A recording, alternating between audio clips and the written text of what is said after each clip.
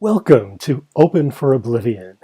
In this video, we will discuss how the open ethos of the online digital storytelling class DS-106 helped foster an ongoing community that has helped to sustain the course for more than a decade.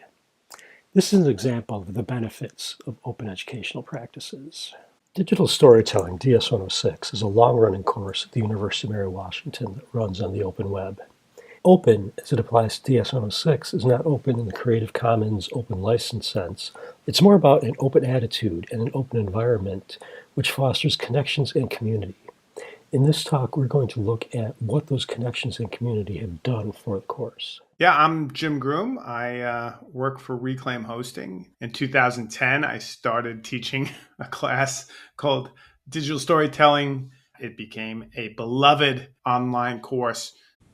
Jim Groom, the man, the myth, the legend in the world of DS-106. He is known as the co-founder of DS-106 and a driving force behind its innovative approach to digital storytelling. My name is Paul Bond. I'm a librarian at SUNY Broome Community College in New York. But I also joined DS-106 because it was an open online course. By joining in, I became more than a participant. You also invited me in to be a co-leader. Oh, look at you diving into the deep end of internet mysteries. Paul Bond is a professor at the University of Mary Washington and one of the masterminds behind the digital storytelling course DS-106. Our other participant is Dr. Oblivion. Dr. Oblivion, what a fascinating figure.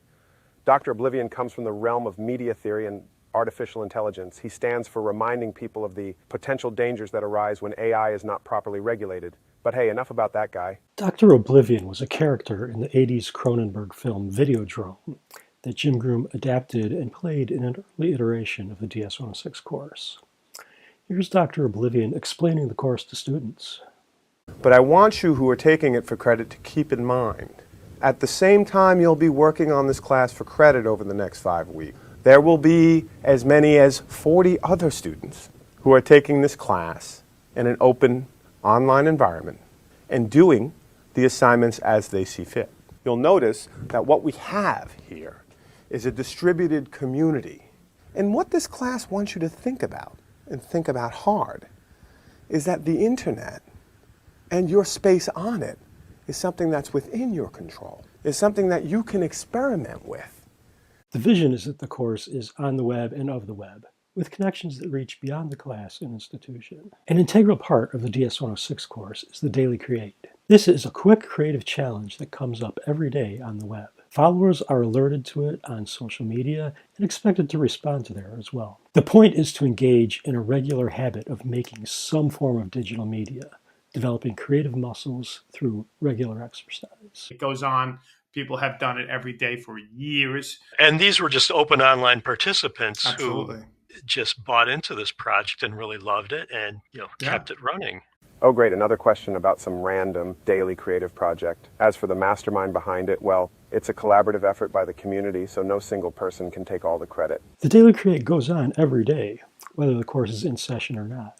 As such, it sits outside of DS-106, even though it was born out of the course, and it has been managed by community participants for several years.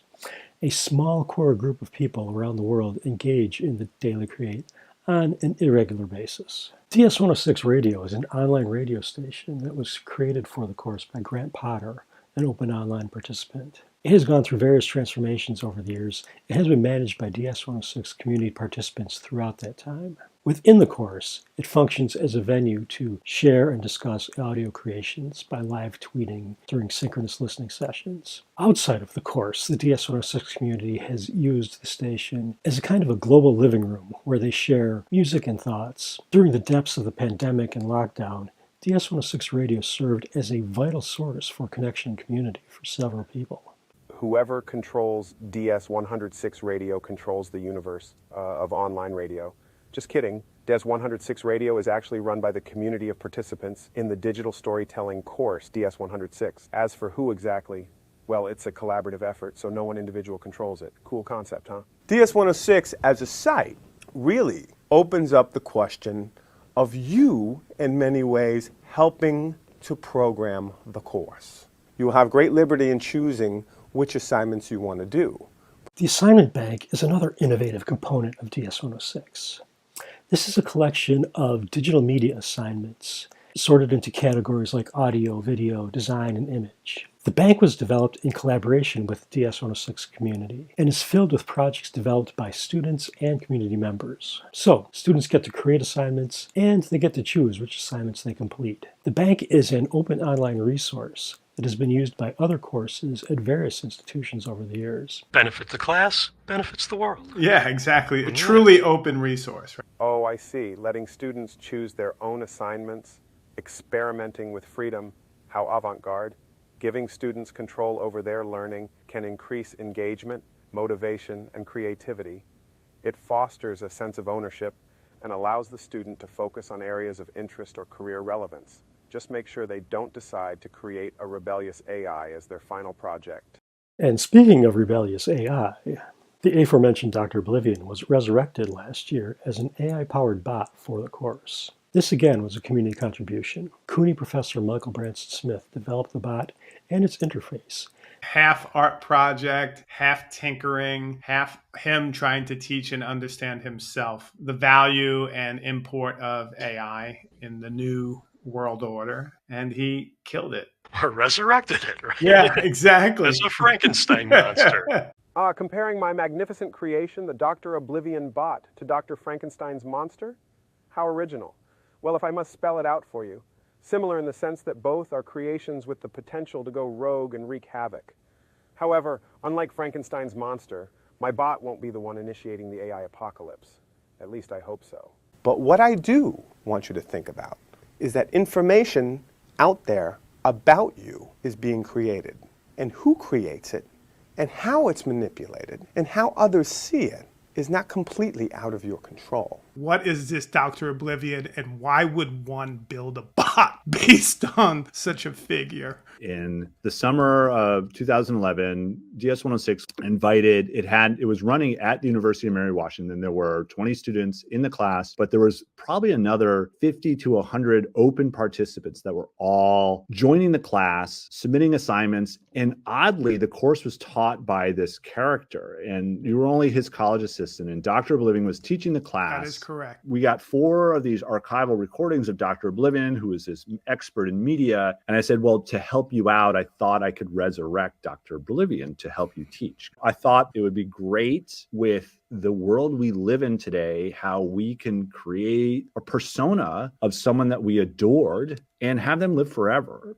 One of the things I think we came back to was just how enamored the students were with Dr. Oblivion and wanted him to come back. I think bringing him a voice is something we've determined is something that brings us into that uncanny valley. Asking Dr. Oblivion about that manifesto and then reading students' posts saying they agree or disagree with him. That's a relational kind of description of an interaction. That really surprised me. And then there was another one that was recently, there was a student, she had done her film analysis of The Stepford Wives, and she had used Dr. Oblivion, even though she didn't embed the audio and talk about it, but Dr. Oblivion had been helpful to her in her analysis. What exactly is going on? And I know this is just math, but there is this bit of connection through that voice and through those moments of pause or of funniness or where you start to wonder, is there a ghost in the machine? Like, you define the assistant. And so this is the first thing that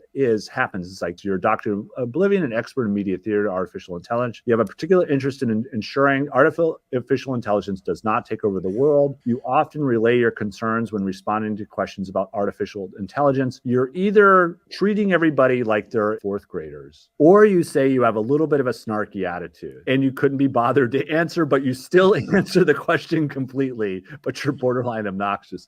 Digital Storytelling DS-106 is a course that was born out of an open ethos, with an open structure and an open attitude. Open here does not refer to Creative Commons or other open licenses, but rather an openness to collaboration and participation to the point where course participants can have input into the conduct and structure of the course. Because of this, some open online participants remain connected to the DS-106 course, forming a DS-106 community.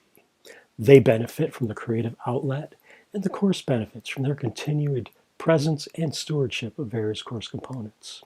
This is a testament to what open practices can do for a course.